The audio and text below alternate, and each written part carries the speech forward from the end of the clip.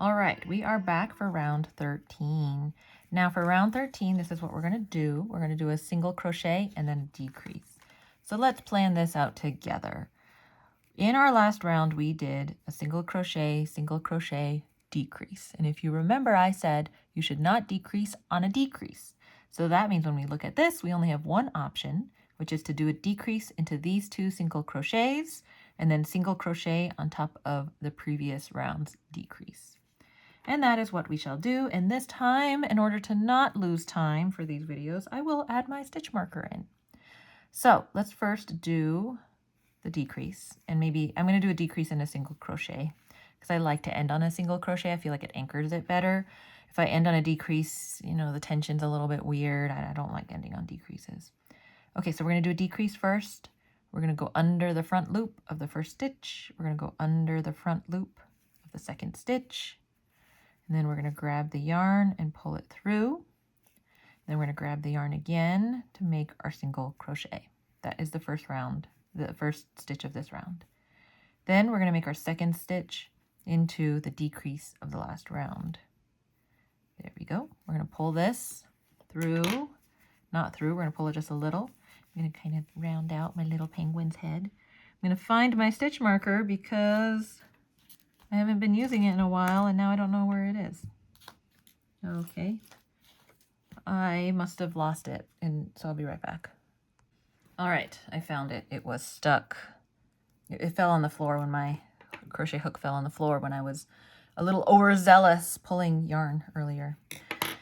Okay, so stitch marker. I'm going to stick it here in the second, technically the first stitch, but the second one away since I now have this other one that I made.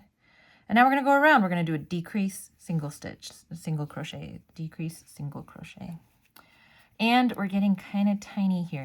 In fact, I think we should go ahead and start stuffing this thing. So in order to do that, we're going to open this up. Now, you in your kit should have this. I'm going to hold on to it actually and open it up when I do the actual demo that I've been making these videos for later. So I'm not going to open this now. What I'm going to use is actually my own stuffing that I have.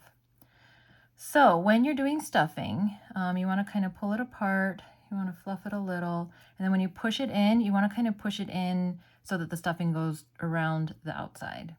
So I'm just going to kind of, I feel like I'm not an expert in stuffing, so I actually don't really know for sure what all the best tips are for it. You basically don't want to stuff it too much and you don't want to stuff it too little. I've tended to find I probably understuff. So if I look, for example, at Ariel, like her hair comes off. My kids like to switch them out. But like she feels to me like she's a little squishy and could have probably used more stuffing. Moana, her hair also comes off, is a little bit more stuffed, I think, but the yarn also feels different, even though it's the same yarn. So yeah, I think I might understuff. All right, so how we're going to do this, kind of keep your working yarn out of the way, my stitch marker out of the way. I'm going to take this, I'm just going to start stuffing it in, and then I'm going to kind of, I mean, it's so hard to show you, but I'm going to kind of like shove the stuffing towards the outside and have this little hole that I'm constantly pushing the stuffing through. So you see here, I got this little hole that I'm working with. So I'm stuffing, stuffing, stuffing. And this is not enough stuffing. I know because I still have a fairly good hole in here. So stuffing it around, I'm going to get a little bit more, just like this.